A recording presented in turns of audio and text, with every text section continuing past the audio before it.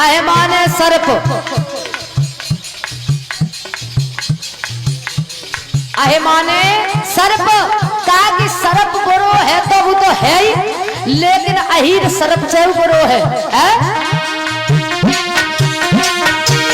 अरे अहीर दोनों बुरे, ऐसे बुरो अहीर। अरे अही बाचा को मान ले, पर बाचा तजे अहीर।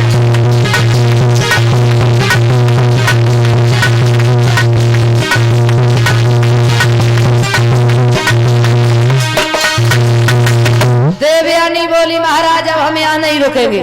देवयानी जैसे ही आगे बढ़ी तो महाराज याती ने बहुत समझाया, लेकिन देवयानी ने एक भी बात नहीं मानी और देवयानी जाकर के पहुंची हैं अपने पिता शुक्राचार्य के पास में। कहा कि पिताजी आपने कहा था कि शर्मिष्ठा से कोई मतलब मत रखना, लेकिन शर्मिष्ठा के तो 3 बालक हैं। क्या? हाँ।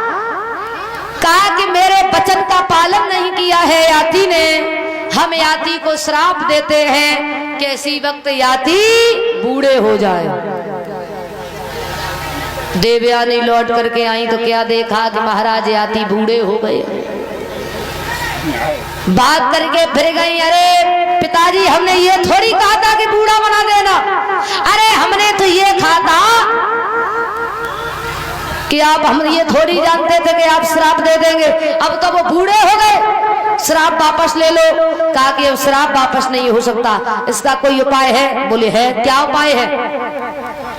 कहा कि एक उपाय है, बताओ। कहा कि महाराज याती से जाकर के कहना कि वो अपने यहाँ पर यज्ञ करें, उस यज्ञ में सभी हिंदू रिश्तेदार नातेदार सभी को बुलवाए और सभी से कहें कि अपनी जवानी हमें दे दो, बुढ़ापा ले लो, अदला बदली हो सकती है और कुछ नहीं हो सकता। अदला बदली? बोले हाँ। बोले ठीक है। अब महाराज याती ने अपने यहाँ पर बड़ा भारी यज्ञ किया, सभी हितू रिश्तेदार नातेदार सभी को बुलवाया, सभी से कहा कि अपनी जवानी हमें दे दो, बुढ़ापा ले लो।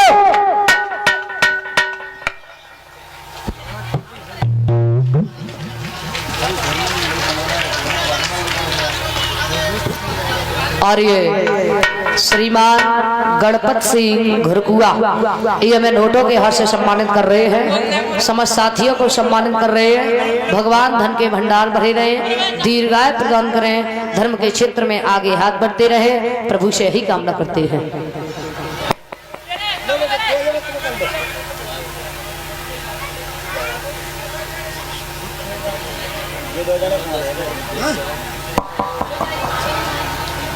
महाराज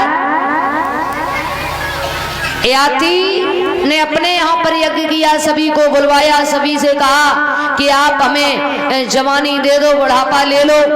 तो परीक्षित महाराज काऊ काऊ ने तो पुरियू ना खाई, बिना खाए चले गए, भगवान जब बुढ़ापे से बचाए है, क्योंकि बुढ़ापे में इंद्रियां अपना कार्य करना बंद कर देती है।